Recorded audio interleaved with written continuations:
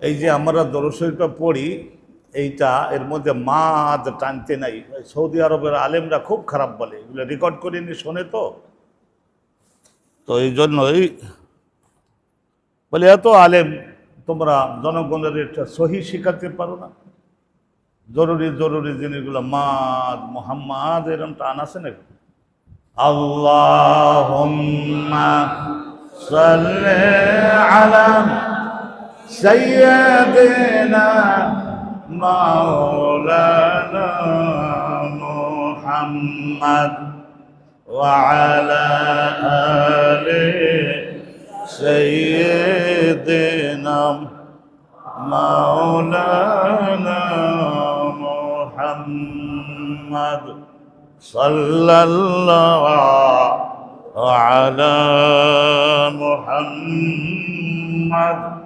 সাল্লাল্লাহু আলাইহি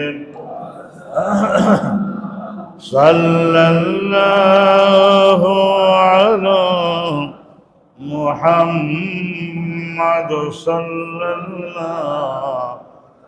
আলাইহি ওয়াসাল্লাম। কলেমায়ে তয়্যিবার জিকির মারতবা করে নেন। কলেমায়ে তয়্যিবা লা ইলাহা ইল্লাল্লাহ লা ইলাহা ইল্লাল্লাহ লা ইলাহা ইল্লাল্লাহ লা ইলাহা ইল্লাল্লাহ লা ইলাহা ইল্লাল্লাহ লা ইলাহা ইল্লাল্লাহ মুহাম্মাদুর রাসূলুল্লাহ সাল্লাল্লাহু আলাইহি ওয়াসাল্লাম। রাসূলুল্লাহর নাম শুনলেই গাফিলতি করবেন না। ছোট একটা দরুদ শরীফ সাল্লাল্লাহু আলাইহি ওয়াসাল্লাম অভ্যাসে পরিণত হয়ে যেতে হবে। অভ্যাসে পরিণত হয়ে গেলেই আপনি ইনশাআল্লাহ আল্লাহর রহমতের যোগ্য হয়ে যাবেন। আল্লাহ সকলের কিসমতে এই আলী উঁচু দরজা আল্লাহ মঞ্জুর করুন। রাসূলের নাম শুনে দরুদ শরীফ পড়া, কলেমায়ে তয়্যিবা জিকির করা, এই সমস্ত আমলগুলি আমাদের মধ্যে যেন শেকড় গেড়ে বসে যায়। আমাদের শুধু না, আমাদের ছেলেমেয়ে, স্ত্রী, পরিজন, আত্মীয় স্বজন সকলের কিসমতের জন্য আল্লাহ নসিব করেন। আল্লাহকে ধরে যেন আমরা থাকতে পারি। মহা বিপদের সময়ের মধ্য দিয়ে মুসলমান জাতি আমরা সামনে অগ্রসর হয়ে যাচ্ছি। আল্লাহ রাব্বুল আলামিন আমাদের সকলকে রহমত দান করুন, আমিন বলুন। আজকের তিনটা বিষয় খুতবার মধ্যে, আপনারা যারা আরবি মোটামুটি জানেন, আর আমি তো এই খুতবাগুলি তৈরি করি ইজি ল্যাঙ্গুয়েজে। আলহামদুলিল্লাহি রাব্বিল আলামিন ওয়াসসালাতু ওয়াসসালামু আলা রাসূলিল্লাহ সাইয়্যিদিল আমবিয়া ওয়াল মুরসালিন। তো তিনটা বিষয়, একটা হলো তো এই আজকের হলো জিলহজ মাসের 28 তারিখ, মানে আগামীকাল যদি চাঁদ উঠে যায় তাইলে মুহররম মাস এসে গেল। মুহররম মাসটা হলো আরবি বছরের প্রথম মাস।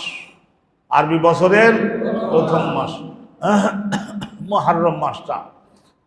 তো এই মুহররম মাসটা তিনটা মাস যে মহাসম্মানিত বলেছিলাম, এর মধ্যে একটা হলো জিলকাদ মাস, একটা হলো জিলকাদ, আর একটা হলো জিলহজ, আর এক হলো মুহররম। এই পাশাপাশি হলো তিনটা।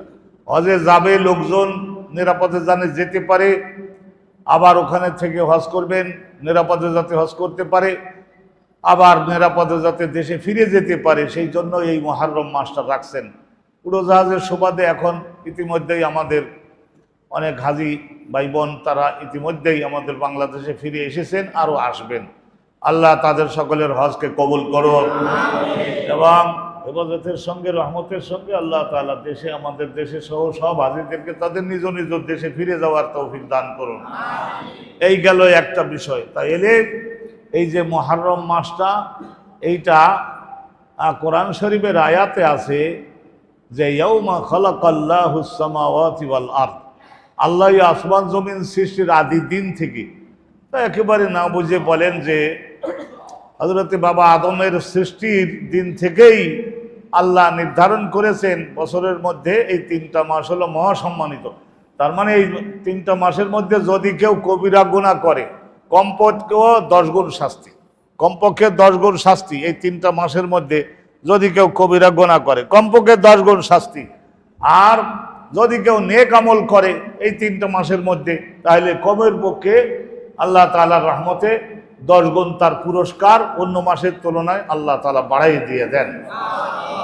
আর চতুর্থ মাসটা হলো রজব মাসটা। চতুর্থ মাস, ওই চতুর্থ মাসটা হলো রজব, মহাসম্মানিত মাস। রজব ও শাহরুল্লাহিল মুহাররম, এইভাবে রাসূলুল্লাহ বলেছেন যে আল্লাহ রাব্বুল আলামিনের মহাসম্মানিত এই রজব মাস।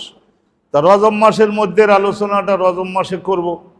ওখানে বহু নিয়ামত আল্লাহ দিয়েছেন, সেই জন্য আল্লাহ বলেছেন বেশি করে ইবাদত দেখাও, বেশি করে গুনাহ কাজের থেকে দূরত্বে আসো। এই 4টা মাস হলো মহাসম্মানিত। 12টা মাসের মধ্যে 4টা মাস হলো মহাসম্মানিত, আপনারা ইতিপূর্বে জেনেছেন। তা আমরা তো জিলহজ মাসের মধ্যেই আছি। আজকের 28 তারিখ, আগামীকাল 29, যদি চাঁদ উঠে যায় মুহররমের মধ্যে। মুহররম মাসের মধ্যে সাধারণত এই 10 তারিখ যে মুহররম আশুরা, এর আগে আরেকটা জুম্মা আছে, কিন্তু একটু আগে ভাগে বলতে হয়, একটু আগে ভাগে জানাতে হয়, না জানালে মানুষেরা প্রস্তুতি নিতে পারে না। সেই জন্য যেহেতু আজকের খুতবার মধ্যে এই 3টা সাবজেক্টেরই আলোচনা আছে, 3টার মধ্যে হিজরত আছে, 3টার মধ্যেই ইসলাম কায়েমের উদ্দেশ্য আছে, প্রচেষ্টা আছে, সাধনা আছে, 3টা প্রোগ্রামের মধ্যেই। তো একটা আগে বলে নেই, একটা হলো এই হিজরত। হজরতে মুসা নবী করেছিলেন হিজরাত মানে আমাদেরকে আল্লাহ সৃষ্টি করেছেন। আমরা যারা মোমেন মুসলমান, আমরা সকলেই এইটা বিশ্বাস করি যে আমাদেরকে এই জগতে আল্লাহ শুধু খেলা তামাশা আর আড্ডা দেওয়া, তাইরে নারে না, এই সমস্ত করবার জন্য আল্লাহ সৃষ্টি করেননি। আল্লাহ জিজ্ঞাসা করেছেন আফা হাসিবতুম আন্নামা খলাকনাকুম আবাস মানে নিরর্থক, অর্থহীনভাবে, পরিকল্পনা ছাড়াই এমনিতেই তালতামাশার ছলে আল্লাহ তোমাদের সবাইকে সৃষ্টি করেছেন।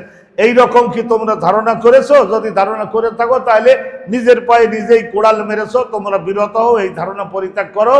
আর এই কথা শোনো যে ওমা খলাকতুল জিন্না ওয়াল ইনসা ইল্লা লিয়াবুদুন, আমি আমার চেনবার জন্য আমাকে তোমরা চেনবা যে আমি কে, আমার সত্তা কেমন, আমার গুণসমূহ কি, সেই গুণসমূহ ধরবা। আমার কাছে ঘৃণ্য বিষয় কোনগুলি, সেই ঘৃণ্য বিষয়গুলি থেকে তোমরা দূরত্বে থাকবা, এবং আমার পছন্দের একটা জগৎকে তোমরা তৈরি করে দিবা। আমি থাকবো আড়ালে আবদালে, তোমরা থাকবা প্রকাশ্যে। তোমরা আমার কাজগুলি করে আমি তা যেমন চাই সেইভাবে তোমরা আমার জন্য তৈরি করে দিবে, সেই আশা করে আমি তোমাদের সৃষ্টি করেছি।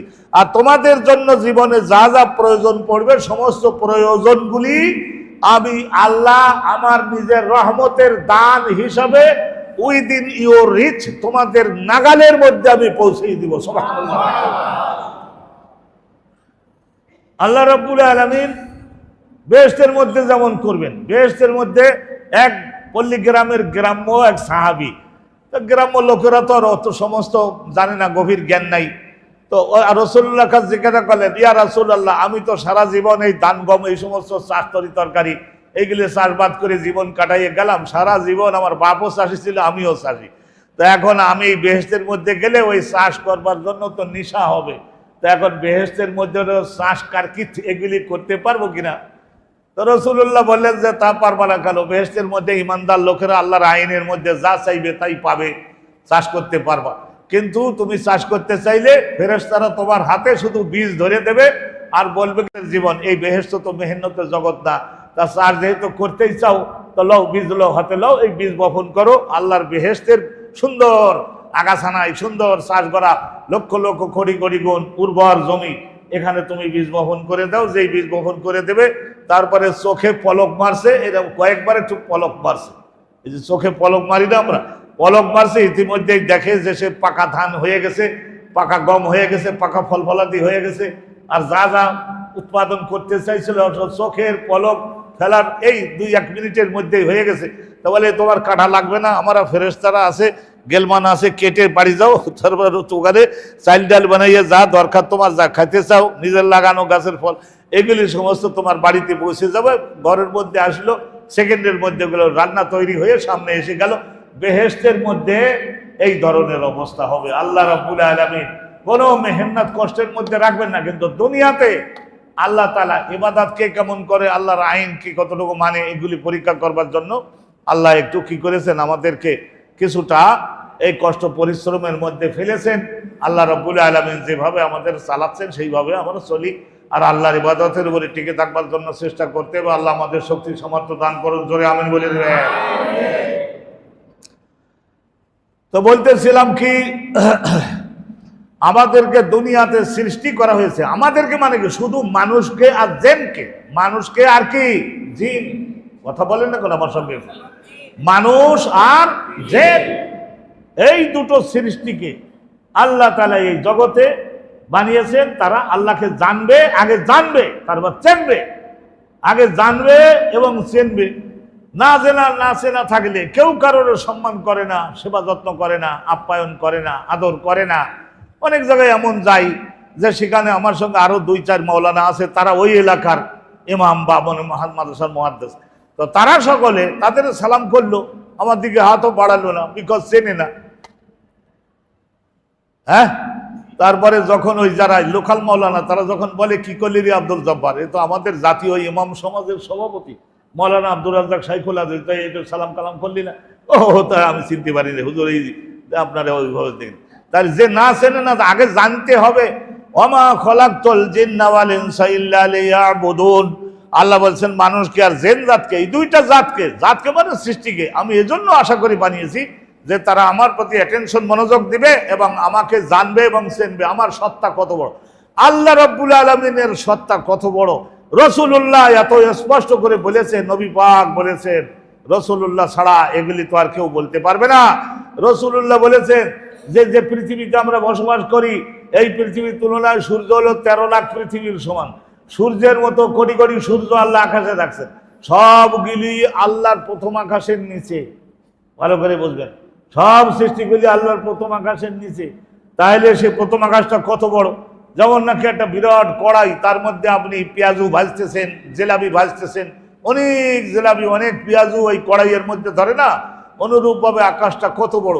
দ্বিতীয় আকাশটার তুলনায় প্রথম আকাশটা হলো একটা ডিমের মতো, আর দ্বিতীয় আকাশটা হলো পৃথিবীর আগে এই আকাশের মতো। তাই বুঝে নেবেন 3 নম্বরের আকাশটা দ্বিতীয় আকাশের তুলনায় ওই রকমের বড়, আর দ্বিতীয় আকাশটা ওর তুলনায় একটা ডিমের মতো। এরকম সপ্তম আকাশটা তৃতীয় আকাশের তুলনায়, হ্যাঁ, তৃতীয় আকাশটা ডিমের মতো, চতুর্থ আকাশটা হলো আকাশের মতো। এরকম বুঝে নেন, সপ্তম আকাশের তুলনায় এই ষষ্ঠ আকাশটার নিচের গুলি সমস্ত যেমন ডিমের মতো, রাসূলুল্লাহ বলেন।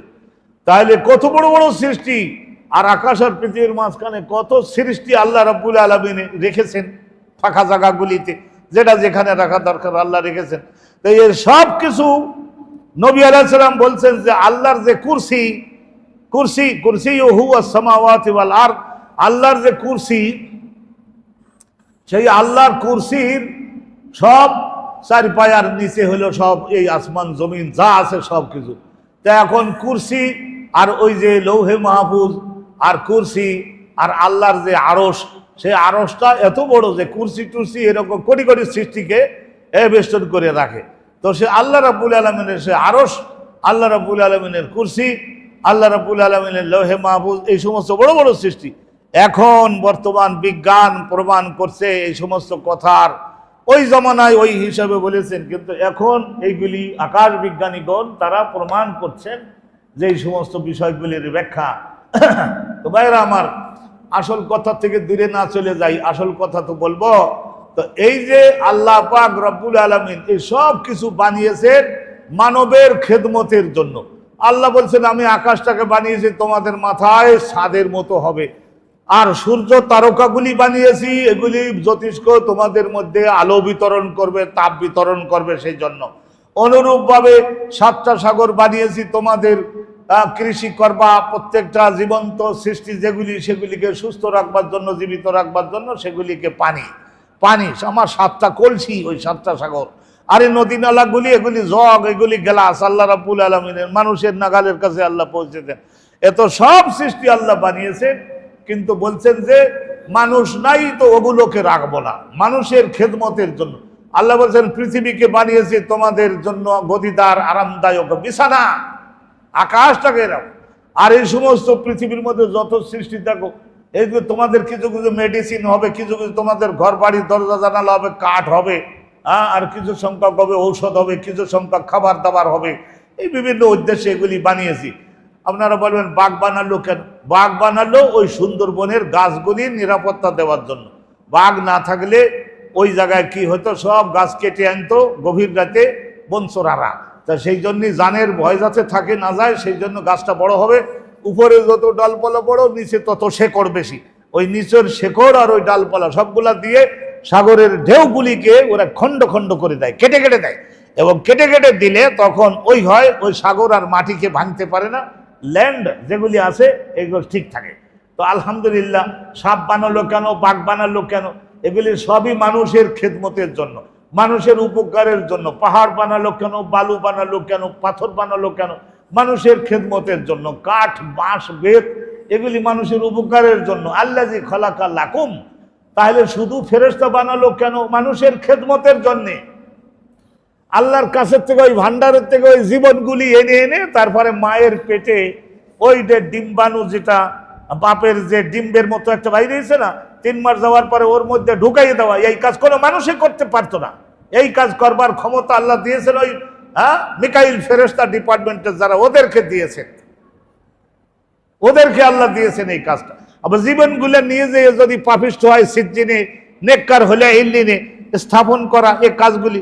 এইবার সাগরের 100 কোটি টন পানি এনে এই সব জায়গায় বিতরণ করে দিয়ে দেওয়া, এগুলি মানুষের ক্ষমতা না। এগুলি করবার জন্য ফেরেশতা। ইসরাফিল ফুৎকার দিয়ে পৃথিবী ধ্বংস করবার জন্য। এইভাবে আল্লাহ ফেরেশতাগণকে বিভিন্ন কাজের উদ্দেশ্যে বানিয়েছে। জাহান্নাম সুরক্ষিত রাখা, জান্নাতকে সুরক্ষিত রাখা, এগুলি সব আল্লাহ ফেরেশতাগণকে বানিয়েছেন। ফেরেশতা বুঝে নেবেন। তাহলে ফেরেশতাগণকে বানালেন অনুসৃষ্টি, কিন্তু মানুষ আর জিনকে বানিয়েছেন তারা যাতে আল্লাহ রাব্বুল আলামিনকে জানে এবং চেনে। এইটা হলো কলবের সাহায্যে, এইটা হলো ইমানের মানে ব্রেনের সাহায্যে আল্লাহকে মানুষ জানবে এবং চিনবে।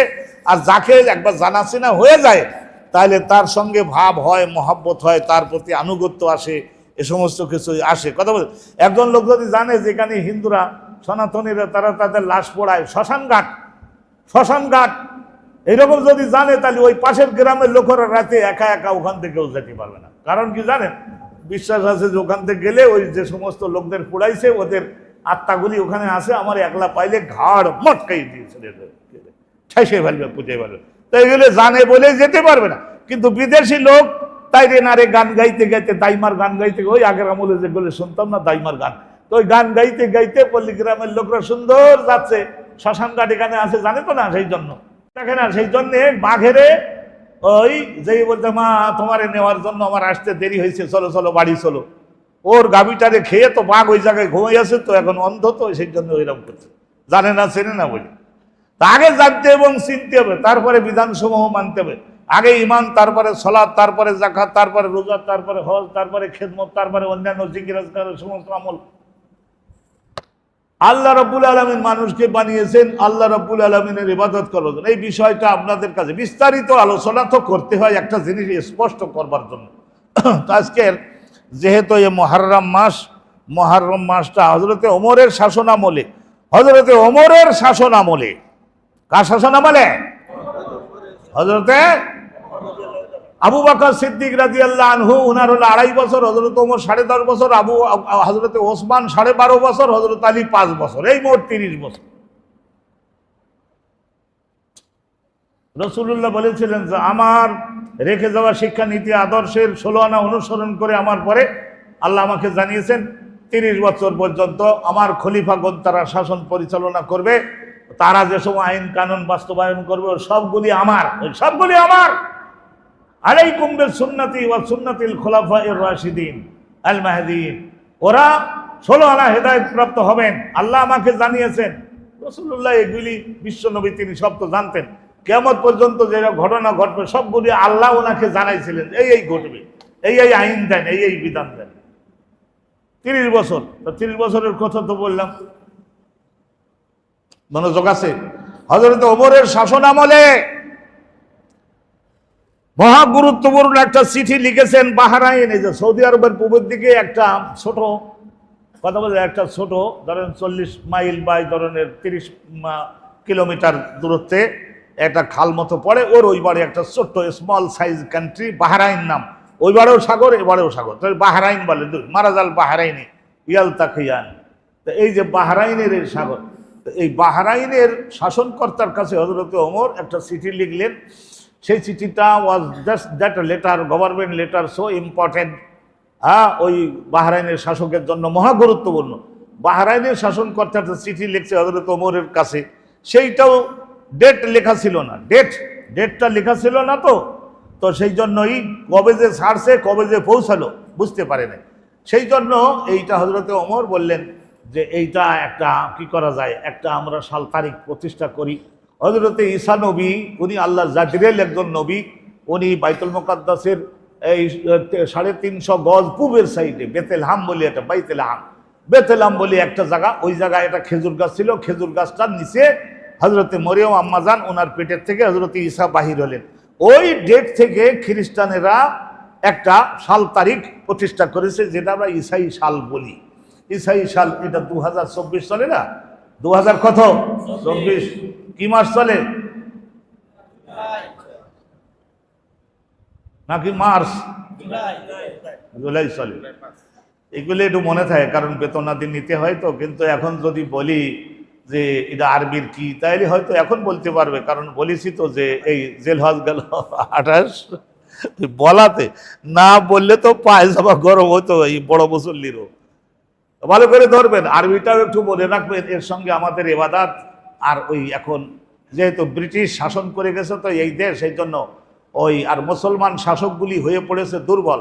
যারা বিশ্ব শাসন করে রাজনৈতিকভাবে, অর্থনৈতিকভাবে, সামরিকভাবে, যারা অস্ত্রপাতি পৃথিবীর সবাইকে দিতে পারে, তাদের ডিসিশন চলে। এখন আমরা ব্রিটিশ আর আমেরিকার গোলামি করে চলেছি। কবে যে মুক্তি হবে, কবে যে উদ্ধার হবে, এই নিয়েই আমি এখন ব্যাপক দুশ্চিন্তায়। আল্লাহ কবে মুক্তি হবে? প্রথম বিশ্বযুদ্ধে তুরস্ক হেরে গেল, আর তার এবারে পিটাতে পিটাতে, তুরস্ককে পিটাতে পিটাতে একেবারে হাগাইয়ে ফেললো। তার শেষ পর্যন্ত তার কাছ থেকে 43টা দেশ কেড়ে নিয়ে নিল।